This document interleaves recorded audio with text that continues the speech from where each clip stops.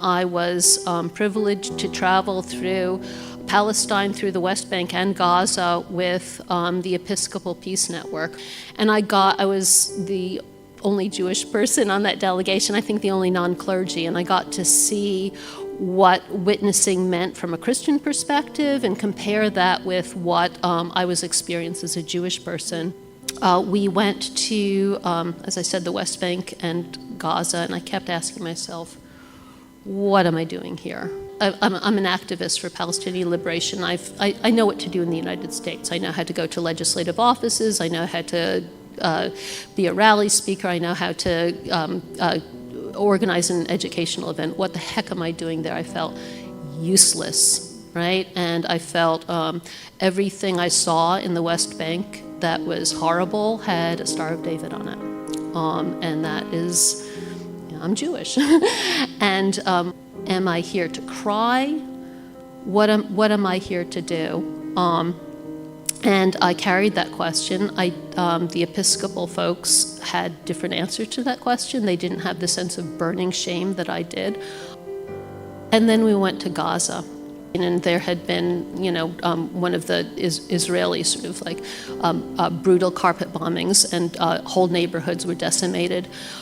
We visited schools that were trying to work with children who had experienced massive, widespread, wall-to-wall trauma. That didn't stop. A feature of Gaza during the bombings at that time, now it's unspeakable, was there was no safe space to go. The nature of the family structure was degraded by the fact that children who would look to their parents and say, keep me safe, and the parents had no way of doing that. And children could see that the parents had no way of keeping them safe. There was no safe place to go. And so the whole fabric of child-parent relationships and the sense of trust that's needed in order to constitute a family was coming apart. And there were no therapists. We went to the Gaza mental health network. And there were no therapists that could treat what was going on, because the therapists, when hearing the stories of the folks that they were talking to, weren't just experiencing secondary trauma. They were reliving their primary trauma. They were cataloging new forms of psychopathic illness because their situation was unprecedented. I saw pictures. I went to sites where they were where people were trying to work with children to heal, and the children's art was beyond nightmare, just sort of like ripped up dolls, sort of like doused in red paint. And our delegation stuck out like a sore thumb, right? This is not a place where people from outside of Palestine were allowed in and out. It was shut, and we were clearly not from there. And people would come to us with their stories. They weren't just shut up in this nightmare. They were shut up in this nightmare, and had this sense that nobody cared, that there were no voices in the outside world that would care. I didn't know what I could do. I didn't know how I was needed. I didn't know. I'd never sort of thought about what it meant to bear witness, and here I was, being asked to be the repository of these stories, and I needed to grow in order to be strong enough to be able to carry these stories with me. I crumbled under the suffering. I couldn't bear it. But I don't have the right to scream like somebody in Gaza who's lost their whole family has the right to scream. What I'm able to do, but to find a way to beam a light into what's going on in Gaza, to beam a light into Gaza so people could see what's happening there on their own terms. So I didn't come to politics through religion, I came to religion through politics. And the responsibility that being in Gaza gave me to bear witness in a responsible and a sort of religiously grounded sense. Learning and leaning into my own pastoral calling led me to my most important work here in Austin, which started at the pro-Palestinian protests at the University of Texas. My congregation is right across the street And when students were being brutalized by police and tear gassed literally across the street from my church, we were able to open our doors and become a respite center and lost and found, and just have learned so much from community organizers here and from students at the University of Texas these last couple of years, and been able to continue that work. I think that work drew me deeper into Palestinian liberation work and sent me to the West Bank last fall. And so seeing the confinement of communities, the gates that can cut people off from each other at a moment's notice, in person and up close, caring for each other and caring for foreigners, which turned out on my trip to be me. I ended up with a health crisis. I had a late-term pregnancy loss while I was in the West Bank. And and received just the most beautiful sense of community and care from folks in the church and in the public hospital and in the hotel that we were staying at.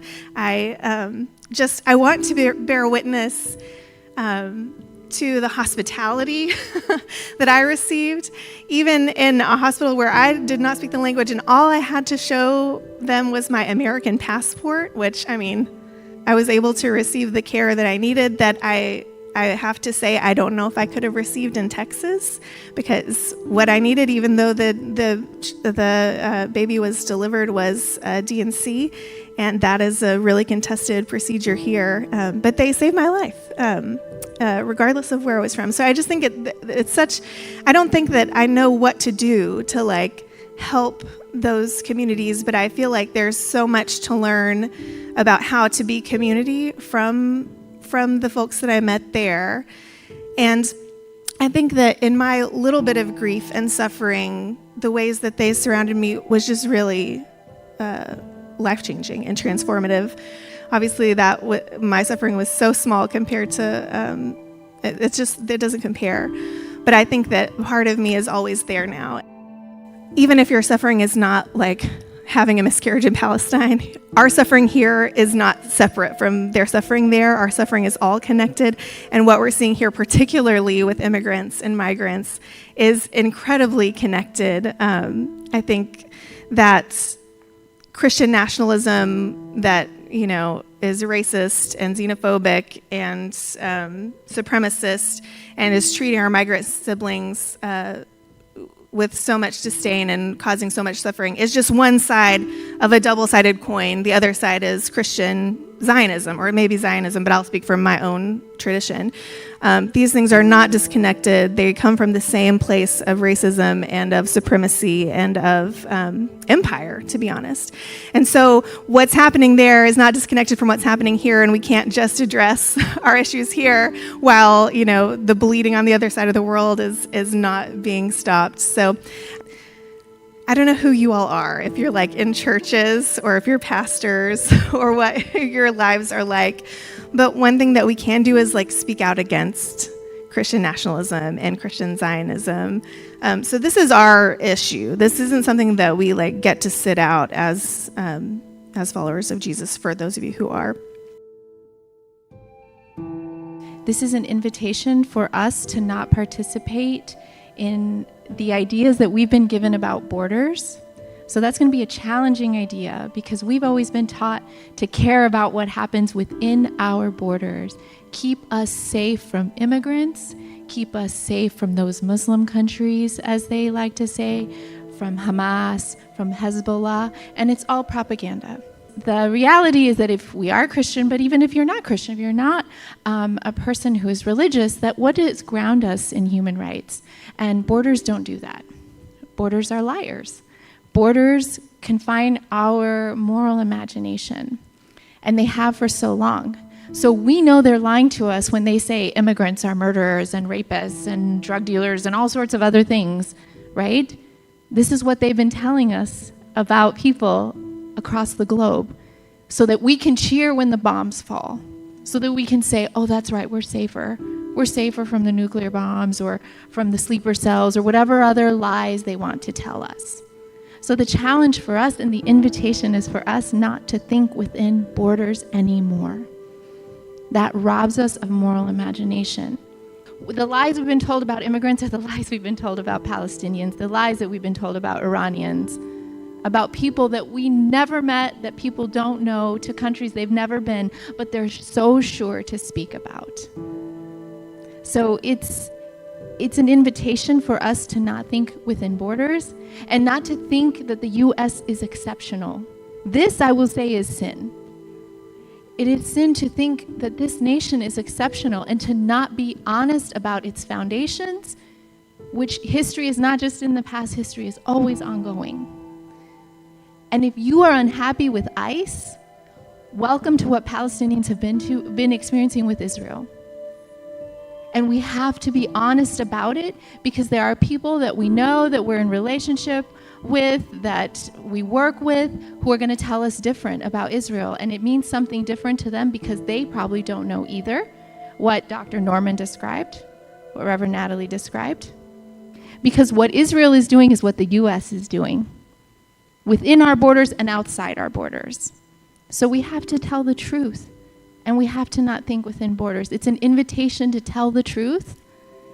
It's an invitation to not think within borders. It's an invitation not to think, I'm proud to be an American.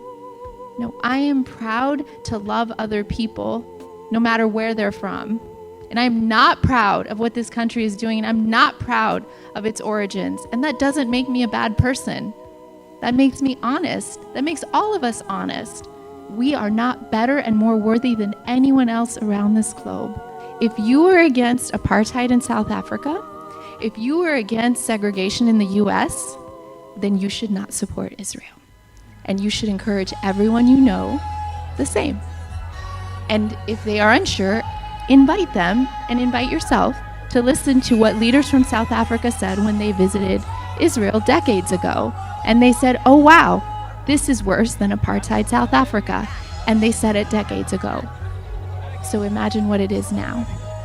And if we do not want that for us and the people we love, then we do not want it for anyone across the globe.